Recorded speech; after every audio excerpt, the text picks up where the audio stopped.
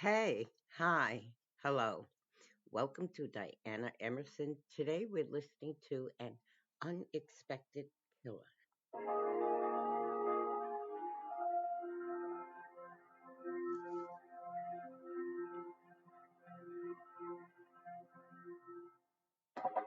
24th, 2004, Iowa. A woman is found brutally murdered in an RV parking lot. The most disturbing thing was just the amount of blood. Having that moment to imagine what would have happened in those moments that she had. It's just a very violent, emotional attack. Police suspect her ex-boyfriend, who has just been arrested for the murder of a second victim, Michael Zawodny. This was a suicide mission from the very beginning. He was going to kill two people, and then he was going to kill himself. He's a narcissist. He don't care about anyone but himself. Police look to uncover the motives behind the brutal double murder. He could not walk away. This was his answer. His motive was he just wanted to kill them all. If he couldn't have her, nobody was going to have her. This is the story of Sally Kennedy and Michael Zawodny, their gruesome murders, and how a killer tries to manipulate the court into believing his innocence.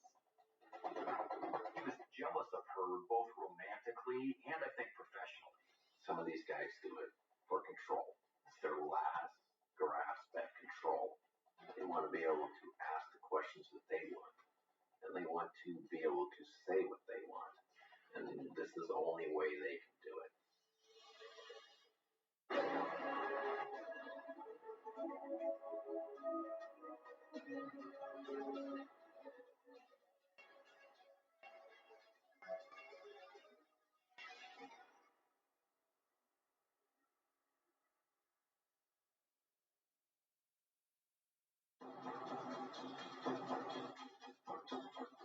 May 24th, 2004.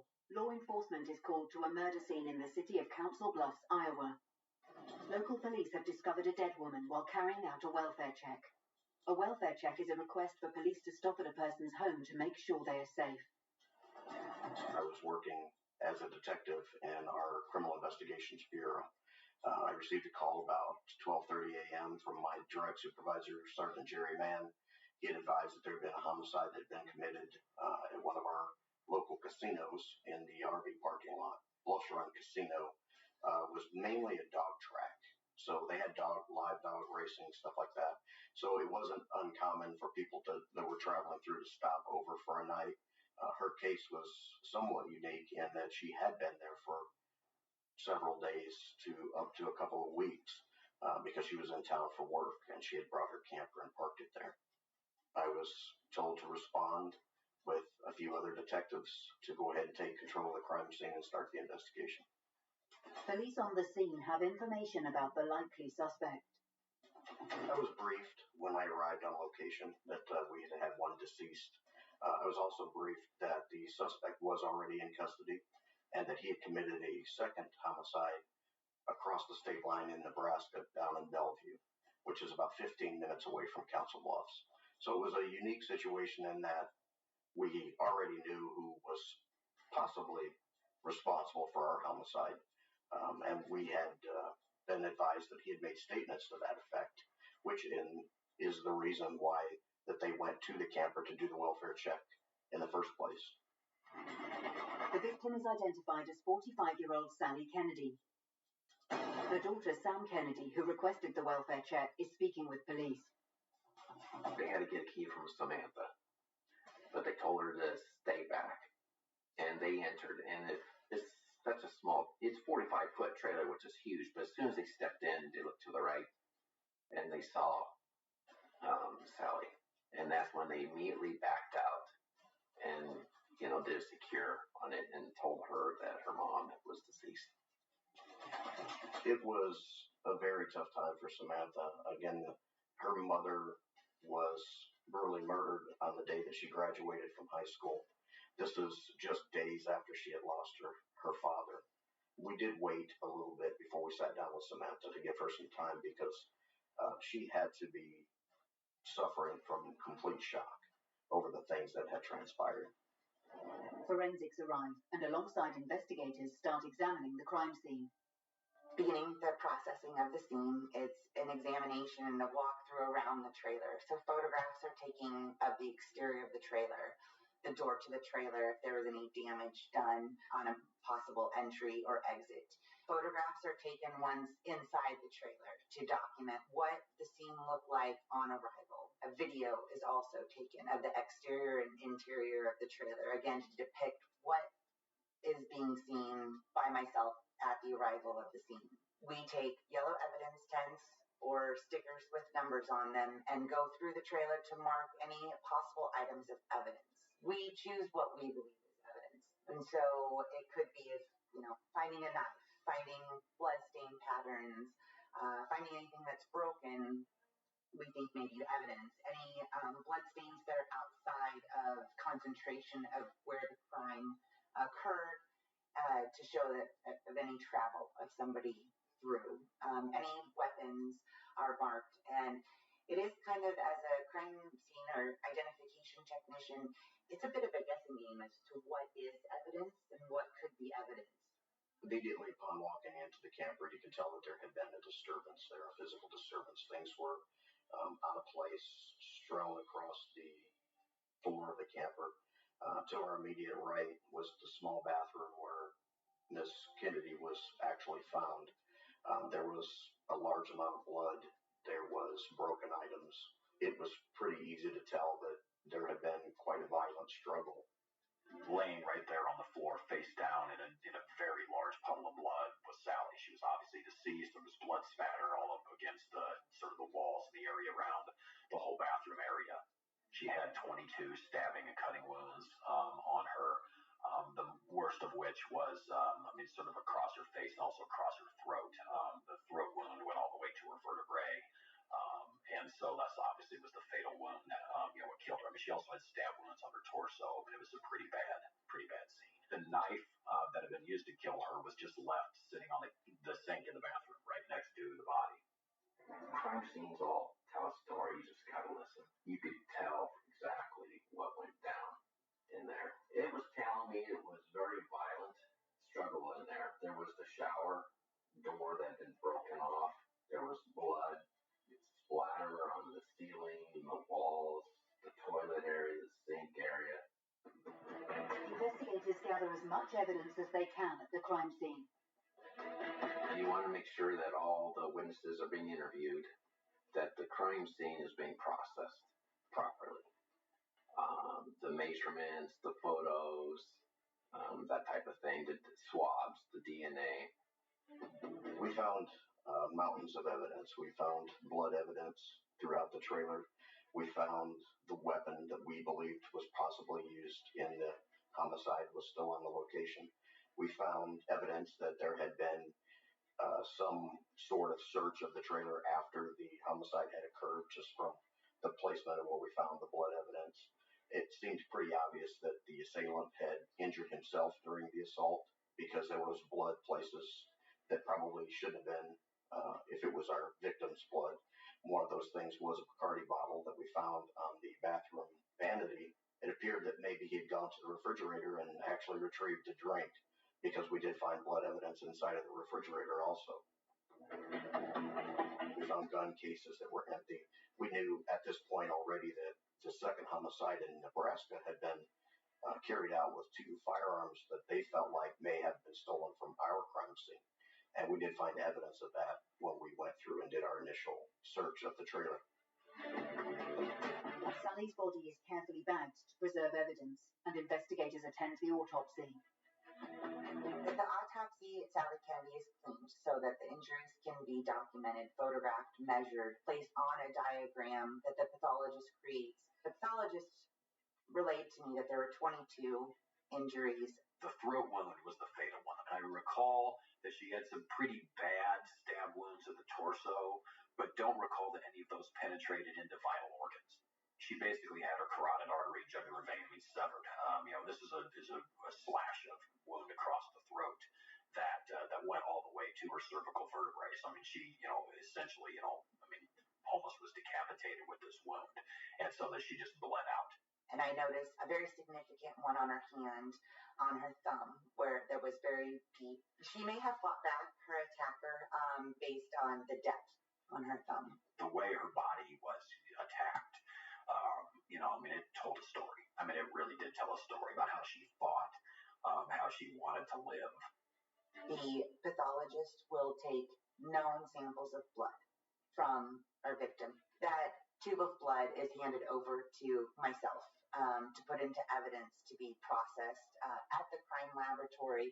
So we have a known sample of her blood. So we have her known DNA. At the autopsy as well, fingerprints and palm prints are taken so that we have her fingerprints and palm prints.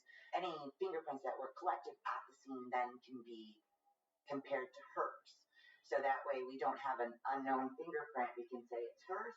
And if we do have an unknown fingerprint, then it's possible we can identify that to somebody else. The pathologist is able to provide investigators with a cause of death. Severe blood loss due to the cut and stab wounds that she had. Police look into the victim and try to paint a picture of who Sally Kennedy was. What we learned about Sally Kennedy was that she was a mother. She was a business owner. She was a religious woman. She attended church regularly. She had a son and a daughter. The son was a couple years younger than Sam. She was a pretty shrewd businesswoman. Running a carnival that's a challenging business. It's just, a lot of the folks that are, attracted to the carnival business, they appreciate sort of the independence of the road. But a lot of times these are folks that, that don't maybe play well with others, that, maybe had their own run-ins with authority over the years. And so, being able to sort of hold a group of these folks together, I think she did a good job of it. I think it was a successful, operation. She was recently divorced, so there was, some of that going on in her life, which I think may have contributed to her falling in with this Michael Gunther character, who was basically the polar opposite of what Sally Kennedy was. He was very self-centered. He was, for lack of a better term, a fraud. He lied a lot to people. He did things that were not genuine. He stole from people. He had several other instances of theft and fraud before meeting Sally Kennedy. But Sally Kennedy was just your typical mother, business owner. She worked hard. She worked long hours. And until she met Michael Gunther, it looked like her life was relatively happy. They met at a convention in Las Vegas. It started off as a business relationship that turned romantic, a little bit about both. I believe he saw her as his money train. What she was is what he wanted to become. And through her, he was going to be able to get it.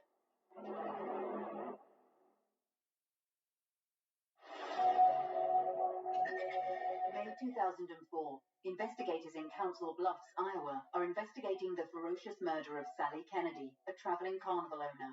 Her ex-boyfriend, Michael Gunther, is the lead suspect, and detectives are delving into his background and his relationship with Sally, hoping to uncover a motive. He was from the Chicago area, and he was carnival owner and game owner. He kind of just floated around, and he was a man of opportunity. So if he saw an opportunity to make a buck here or there, he would do that. And, there was plenty of instances, again, of him being involved in fraud and theft and intimidation, which we found that over and over when we spoke with people about his demeanor and his inability to get along with just about anyone. He was, for lack of a better term, a big bully. And I think he spent the majority of his adult life bullying people and looking for opportunities to prey on any situation that he thought would benefit him personally. And at some point met Sally Kennedy in Las Vegas. And at that point, they joined forces. And I think in the second year of them being together, then he brought his games into the carnival. What she was looking for was someone to sort of help manage the other ride owners and concessionaires as far as just sort of supervising how the carnival's laid out. This is sort of a massive undertaking to these traveling carnivals, right? Every day they roll into a place, they have to unload everything, set it up, lay it out in the space, and then obviously they run the carnival, and then they got to knock it all down, get it back on the trucks, travel to the next location, do it all over with. And so I think he was brought in really initially to just sort of help with the logistics of running the carnival. He'd owned carnivals himself apparently in the past. The relationship became romantic, and he ultimately sort of moved in with her around November of 2003. So he was living with her in her trailer as well as, I think, her house up in Climbing Hill as the carnival season sort of ramped up in 2004.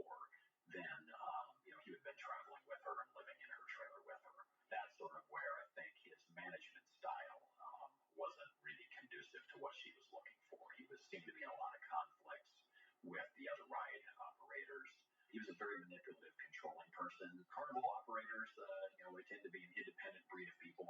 They're not maybe great with people just, trying to drop the control on them all the time.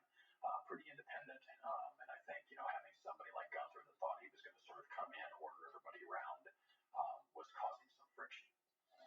He was also the guy who ran and got maintenance parts and things like that. And there may have been some allegation that he was double dipping, or he was turning in receipts for parts that were never received, and that was one of the issues for him to be removed from the carnival. She had thrown him out 2 other times before, but Michael Gunther was such a manipulator, and he was so controlling that he was somehow able to work his way back into her good graces enough to be involved with the carnival again. He treated Sally very well when he wasn't being angry or, making over money or whatever. So he wined and dined her. That was a quote from one of the interviews. He would bring her flowers very often, and he would take her out for special dinners. And I think, the part of Sally Kennedy wanted to believe that that's the biggest part of Michael Gunther. And unfortunately, it turned out that was just a facade that he put on to get what Michael Gunther wanted to get, which was ultimately to get into her business and profit from her hard work. I don't think he had much character. I'll be honest. I think he was a leech. He was just there to leech on to Sally to try to take over her business eventually. He had dreams of doing that.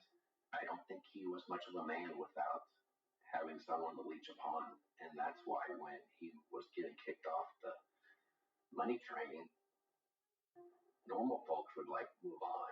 But for him, like a leech, he'll die if it gets taken off. Police in neighbouring Sarpy County have Michael Gunther in custody. He has been charged with the killing of Michael Zawodny. A fellow carnival worker, John Hanna, witnessed the murder. Mr. Hanna was working the carnival. He knew both parties. John Hanna initially saw Mr. Gunther come onto the midway and approach Mr. Zawodny, and they then began to walk behind the games. And knowing the history between the two of not having a very good relationship, I think he was a little concerned. So he followed them. He walked around behind the games, and he saw Mr. Gunther there with Mr. Zawodny, and he also saw Mr. Gunther raise a gun and shoot Mr. Zawodny. Another worker also gives Sarpy police information.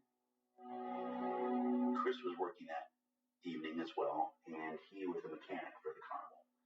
And he had seen Mr. Gunther come in, and he was talking to one of his guys. And Chris went to talk to him to see about a certain device he was supposed to repair, and he was given some instruction, and then Gunther walked away. He didn't seem to notice anything unusual about him. Not too long after that, he heard about 6 gunshots. He was still on the Midway area. And he ran up around there, and then he saw the remainder of the shots. He saw Gunther fire out the rest of the rounds. Mr. Gunther looked at Chris and said, "This is the that's been Sally." And then he turned and he put another 4 or 5 rounds into Mr. Zawodny's body in the head and neck area. And the gun locked back. And that was the .22 caliber Ruger. It locked back as it was out of ammunition. And so Chris could tell that there was no more ammunition in it. And he was screaming at him, "What are you doing? Put it down. You're out of," because he had the gun to his head. Mr. Gunther had the firearm to his head. Could tell that there was no ammunition in it, so he's screaming at him, "What are you doing? Put it down." And whether he was intending to do anything with that or whether that was for show, I don't really know. But shortly after that, then is when Josh Minders ran forward and Myers was a civilian at that moment. He was active military, but he wasn't in uniform, so he was just out enjoying the carnival with his family.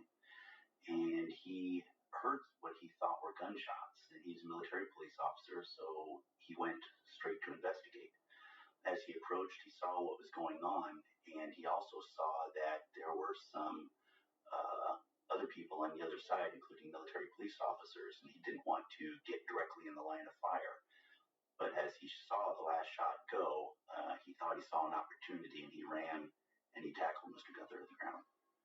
At that point, he also saw a .38 caliber weapon. He grabbed that weapon, he threw it away from both of them, and then he held Mr. Gunther in custody until security forces could arrive and take him into custody.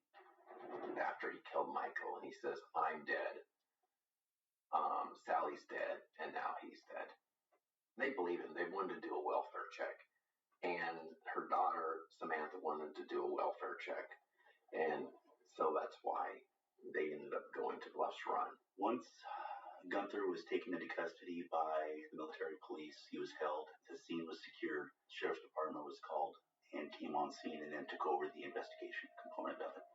The victim was taken by life flight to a local hospital to see if they could save the victim, revive the victim. They were unsuccessful. And so resulting from that was the law enforcement charge of murder in the first degree and use of a weapon to commit a felony. So who is the man that Michael Gunther shot in cold blood? And what is the history of their relationship? The victim was Michael Zawodny, who was an owner of some of the games at the carnival. Yeah, he had a son named Jacob. He was a single father. He and Jacob traveled together, and they had a great time, and they had a great life. He was a good carnival gamesman. He was well liked. Given the extremely violent manner of death, an autopsy is performed on Michael Zawodny's body. The autopsy was relatively quick. I don't remember it being more than probably about 45 minutes or an hour. The autopsy was taken at the Douglas County morgue. I was present. And Dr. Jones completed the autopsy. And the autopsy examined the body, certainly on an external examination first, noting bullet holes and certain defects that were present. In the end, he noted 11 bullet holes that were found in the body of Mr. Zawodny. There was also a bullet defect in his left hand on his ring finger, indicating a defensive posture when he was shot. Cause and manner of death was multiple gunshot wounds to Mr. Zawodny. There were 6 gunshot wounds to the head and neck area. There were 4 to the trunk area and 1 to his thigh. Council Bluffs officers working Sally Kennedy's murder meet up with their counterparts investigating Michael Zawodny's murder to exchange information. We had the Sarpy County Sheriff's Office involved, so we had to sit down with them, make time, and share information back and forth between their department and our department on both of these investigations because they were absolutely connected. Even though they occurred at 2 separate locations at 2 different times in 2 different states, these were absolutely connected. Investigators interview friends, family, and work colleagues and begin to develop a motive for the brutal double slaying.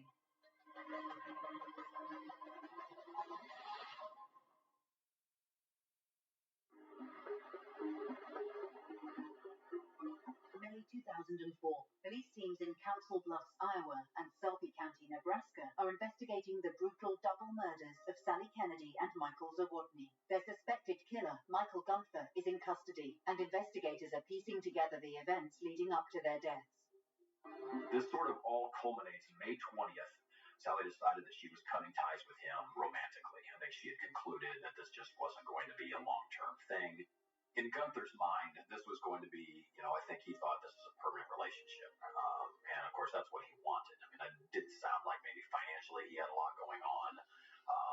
Sally, her carnival's doing quite well. And so I think he sort of maybe thought this was his meal ticket. She sort of tells him on May 20th that the romantic relationship is over. And she also, basically demotes him. I think she just basically took away his supervisory role. He just wasn't handling conflict with the other people that were, working with the carnival well. And so, he was at that time, I think, still going to be welcome to have his ride, travel along with the carnival.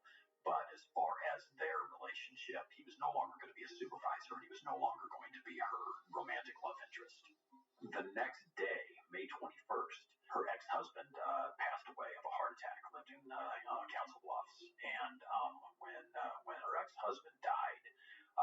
she still, I think, had a lot of feelings for him, still felt close to him, and so it was pretty devastating for Sally. And Gunther is having like no source of sympathy about it. He's all concerned about wanting to get back together with her romantically.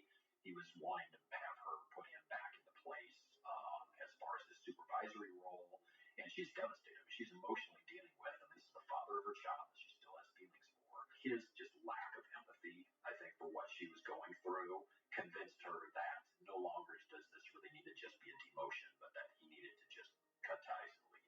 22nd, she sort of told him, I think your time with with the carnival is going to be done, and that you need to just move back to Chicago when we move on. Then the 23rd is the day of her daughter's graduation from high school.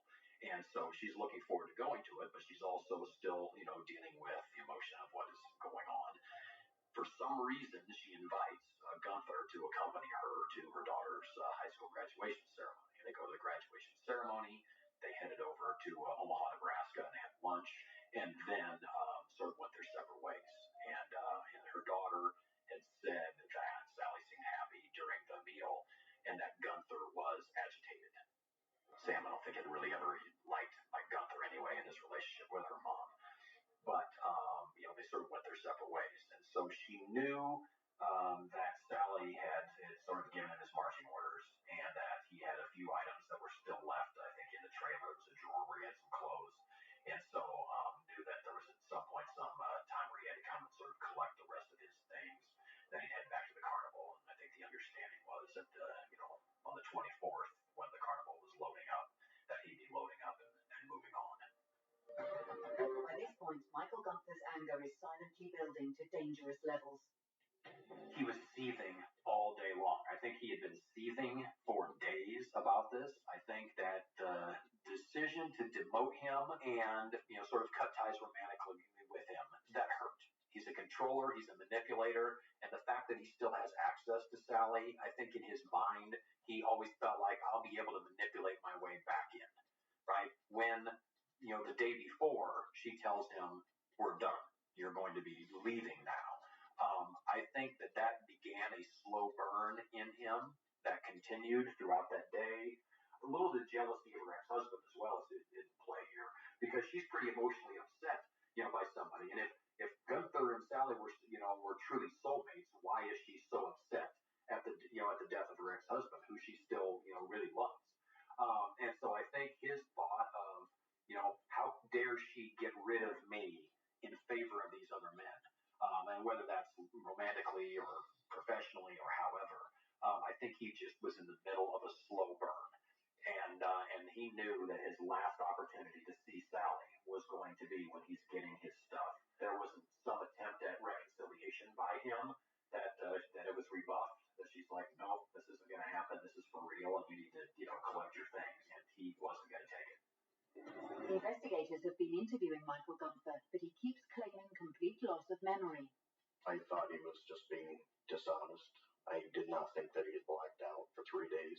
He even did a television interview where he completely contradicted that and basically admitted that he had killed both Sally Kennedy and Michael Zawodny.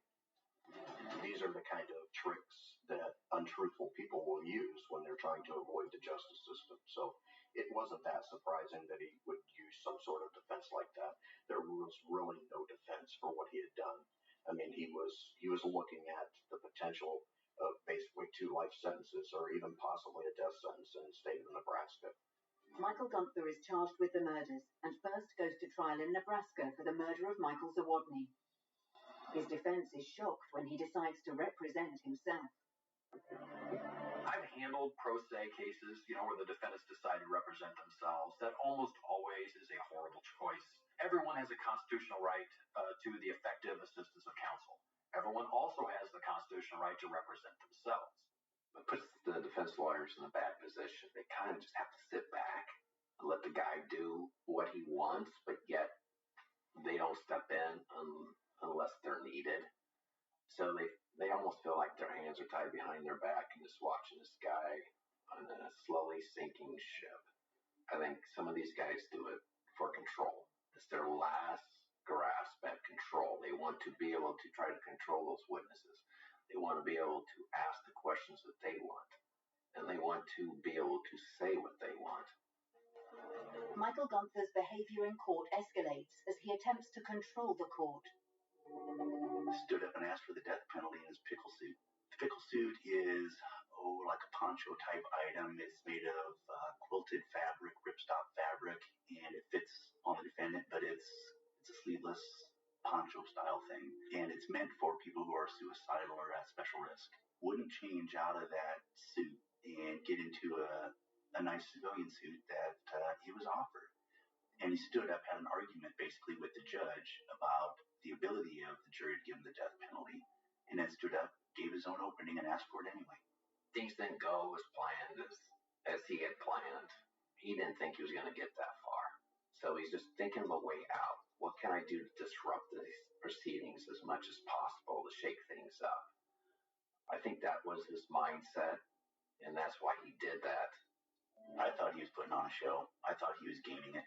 I thought he was trying to manipulate the circumstances and, again, either go for some sort of temporary insanity or some competency issue to try to derail the trial. Gunther's claims go unheard, and the jury deliberate and return with their verdict. I'm always a little nervous when something goes to the jury. You never know what's going to happen. You don't know what they would have thought about him. It just takes one to say no, and we got to start all over. But I was very confident in our evidence, and in our presentation, and the fact that the jury understood. I took it as a good sign that they came back very quickly, and it was guilty on all counts. After his trial in Nebraska for the murder of Michael Zawodny, Gunther is extradited to Iowa to face trial for the murder of Sally Kennedy. We'd had some folks ask us, like, why? Why are you bringing him over? He's already looking at life plus 50 in Nebraska. Why would you, are you wasting the taxpayers' dollars by bringing him over to face trial? There wasn't a hard choice for us at all. I mean, Sally still deserves justice on her case. She got murdered. She's really the genesis of this, and I really felt like she deserved certainly the respect of us handling this case and doing what we could to bring justice for her. But also, I've seen plenty of cases that don't survive on appeal, and I know what's gone down in Nebraska. Right at the eve of trial, he's trying the case in a green foam suicide prevention suit where he's fired his attorneys, and he's asking for the death penalty. What if a court of appeals in Nebraska decides he didn't get a fair trial and they overturn his conviction, right? So I really felt like we had sort of a duty to get some insurance on him as well. And so that's why we decided that we were going to go forward with this case and have a trial of our own. But Gunther is not done with attempts to manipulate the court, the trial, and justice. 2005, Council Bluffs, Iowa. Michael Gunther is going on trial for the murder of his ex-girlfriend Sally Kennedy. He has already been given a life sentence in Nebraska for the murder of Michael Zawodny. Once again, he tries to manipulate the trial. What stunts could he pull when this is a guy that has fired his attorney at the last minute and decided to represent himself? If he's willing to do that, what is he willing to do in Iowa where we're having to deal with him? It's just one of those things, right? Once you're in trial, you just sort of have to see how things go. And he ends up taking the stand, and he testified mostly consistently with what he had said in Nebraska. But he'd obviously changed his defense strategy, right? But when he's in Nebraska and he's dealing with Zawodny, he's basically like, I just want to be with Sally. I want the death penalty. I did this. Forgive me. He gets to Iowa. Well, now he's already got a life plus 50, and I think he had changed his mind, right? At this point, he's like, I'm not going to get the death penalty. He probably thought he had some chance for appeal. So he's changed his defense strategy. So his defense strategy in the Iowa case was that he wanted manslaughter, not murder. And in Iowa, for you to get a voluntary manslaughter, he has to establish basically that there was provocation on the part of the victim, that a reasonable person would have been felt the impulse to kill because of provocation. That was his version of events. However, in none of the interviews that we conducted did we ever find any evidence that she was having any other relationship outside of Michael Gunther. There was some talk by some people that were really close to her that she was even considering the possibility of a reconciliation with her ex-husband.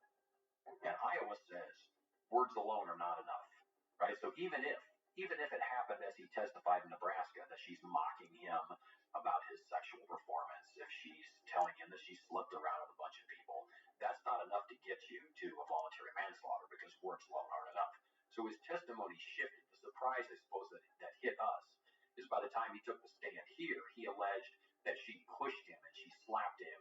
that she had physically assaulted him, and in addition to mocking him, and that's what put him over the edge and caused him to commit the murder. So at this point, we read his transcript into evidence in our trial from the Nebraska trial. We played the interview that he gave to the TV station as well, because we wanted to show the jury that he's just trying to manipulate them, just as he's been trying to manipulate everyone else, trying to sell them a bill of goods, that had really no support, that just was convenient story for him at the time. The prosecution calls Sally's daughter, Sam Kennedy, to testify. She had a lot on her shoulders, but I also knew she was very strong. She had a lot of her mother's traits in her, so I knew she'd do fine on the stand. And I wanted her, in her own words, to be able to tell that jury what her mom was like. She was a loving mom. She was an entrepreneur. She was strong, very good businesswoman. But at the end of the day, that was her mom. She talked about how the day went and how Gunther's attitude was. I mean, that was important for us also, right? Because we wanted to show his demeanor earlier in the day, that he's sullen, that he's agitated. This isn't something like they're all happy-go-lucky sitting at dinner, and then all of a sudden, something must have happened. We knew premeditation would be tough, but we at least thought, I think, that she sort of provided us with at least circumstantial evidence that he's already brooding, about what's going to happen, even as early as that afternoon. The evidence found at the scene is damning. DNA was very important in this case. They knew each other, and they had a relationship. So having some DNA in the trailer made sense. But the amount of blood and what blood was where told a different story. We were able to show that Michael Gunther, after the assault and committing this murder in Council Bluffs of Sally Kennedy, that he stayed in the trailer for a lengthy amount of time after the murder. So he was in there for, we estimated, at least 7 to 10 minutes, gathering the guns that he used to kill Michael Zawodny. And then he even had time to stop and have a drink, an alcoholic drink, before he left and drove over to Bellevue, where he committed the second murder. He said, I killed her, and now I'm going to kill him. That statement. We didn't have his DNA. If he hadn't cut himself and he hadn't made those statements, he could have said, I came into the trailer, I saw Sally in a pool of her own blood, I believe Michael Zawodny did it, and I grabbed her guns and headed over to avenge the killing of my loved one. I mean, that defense, I'm not saying that would sell, but it's at least something that somebody can make with a straight face. A lot of evidence left behind. The reason being, of course, is he didn't plan on being around. He planned on killing himself. You got the two different type of killers. I mean, the ones who do it in the shadows, they want to get away and not have anyone know they did it. Then you have the dangerous ones who don't care, and they're not planning on sticking around for it. He basically showed absolutely no remorse. He went with this amnesia defense so that he could basically sit there, I believe, and not have to show any emotion, because he couldn't remember that he had done the act, and certainly he wouldn't have to show any remorse for the act itself. There was no emotion. There was no real remorse for any of the family or for either of his victims.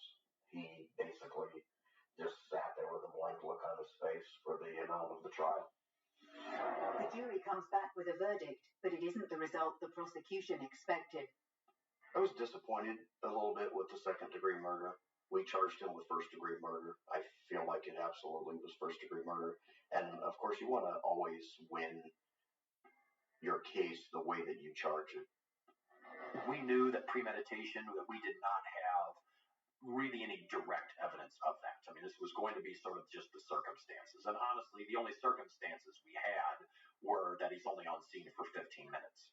Iowa has a presumption, if you use a dangerous weapon, that a jury is allowed to presume that it was done with premeditation, but they're not required to. And so ultimately, that's a jury decision. And I tell jurors all the time, you are the most powerful unit, in our country as we speak right now about this case. This is 100% your decision to make. If you believe he premeditated it and that we proved it, then you should find him guilty of first-degree murder. If you don't believe we've proved that, then you should find him guilty of second-degree murder. But this is no manslaughter. This is not a case that she provoked anything. She did not deserve what happened to her. This is clearly a case of murder, and you have to make the call. He's going to spend a lot of his life in the state of Iowa penitentiary system if he ever finishes serving his sentence in Nebraska. Michael Gunther will be behind bars for the rest of his life. But what was the driving force behind the murders? He was jealous that he was going to lose Sally Kennedy. In his mind, he was losing Sally to Michael Zawodny. And he was a competitor with whom he didn't get along with. So that was very much a pain for him, very painful. And you throw on the fact that he was being thrown out of the carnival, then I'm not sure what greater insult could have been levied on.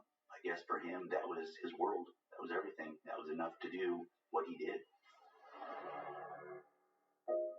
Is there any sense of closure for Sally Kennedy's children? I don't think there's ever closure if you have someone close to you who's been violently murdered. Because I'm sure that every day Samantha thinks of her mom, Sally. If there's true justice, I could bring people back. We can't do that. And I tell that to family members. All I can promise you is that we will treat the memory of your loved one with respect, that we will do the best we can to make sure that they are held accountable under the law the best we can, and that in this world, that's the best we can do. There's always a hole, right? There's always going to be a hole in people's lives. You lose a loved one. Sam, I'm sure, is still dealing with grief from the loss of her father with a heart attack. So it doesn't even have to be a horrifically violent death. I think to still have those be a problem. But, we hear that sort of cliche, time heals all wounds. I don't know if it heals it. We build up scar tissue, right? We're able to deal with it, better. I think it becomes a dull pain and not such a sharp pain. I don't know that there really is ever closure. I know in states that have capital punishment, they've interviewed victims' families afterwards, and they may feel satisfied, when an execution is complete, but I don't know that they ever even really feel closure in that circumstance. It's just, she should not have died the way she did.